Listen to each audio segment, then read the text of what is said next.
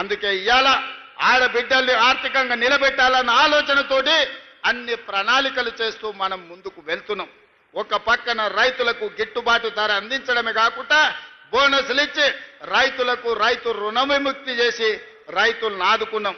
అదేవిధంగా విద్యార్థులు, నిరుద్యోగ యువకులు ఆనాడు ప్రభుత్వంలో నోటిఫికేషన్ల కోసం నిరసనలు తెలిపి ధర్నాలు చేసి అంతకంటే వెనక్కి వెళ్తే తెలంగాణ రాష్ట్ర సాధనలో ఉద్యమాలు చేసి పోరుబాట బట్టి అమరులై ఆనాడు ప్రాణాలు అర్పించే తెలంగాణ రాష్ట్రం తెస్తే ఉద్యోగ నోటిఫికేషన్లు ఆ ప్రభుత్వం ఇయ్యలేదు. కానీ మనం వచ్చిన తర్వాత మొదటి సంవత్సరంలోనే దాదాపుగా 60,000 ఉద్యోగ నియామకాలు ఇచ్చి దేశంలోనే మొదటి రాష్ట్రంగా ఉద్యోగ నియామకాలు అందించిన ప్రభుత్వ ఉద్యోగాలు 60,000, ప్రైవేటు ఉద్యోగాలు 1,00,000 ఉద్యోగాలు. ఈ మొత్తం 16 నెలల్లో 1,50,000 ఉద్యోగాలు అందించి ఈ రోజు నిరుద్యోగులను ఆదుకున్నాం. ఆనాటి ప్రభుత్వంలో నోటిఫికేషన్ల కోసం చిక్కడపల్లిలో ధర్నాలు జరిగేది.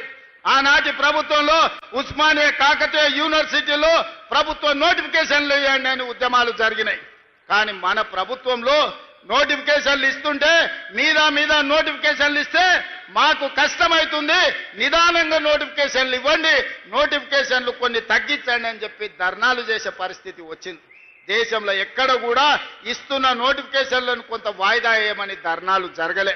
అంటే నిరుద్యోగ యువకుల పట్ల మాకున్న చిత్తశుద్ధి దీన్ని బట్టి మీరు అర్థం చేసుకోండి. అదేవిధంగా విద్యకు సంబంధించి అన్ని యూనివర్సిటీలలో 12 యూనివర్సిటీ వైస్ ఛాన్సలర్లను నియమించడమే కాదు, ఖాళీలను భర్తీ చేసి పిల్లలకు నాణ్యమైన చదువు చెప్పించాలి. పిల్లలు చదువుకున్నప్పుడే ఈ దేశ భవిష్యత్తు తరగతి గదుల్లో ఉంది, వాళ్లకు నాణ్యమైన విద్యను అందించండి.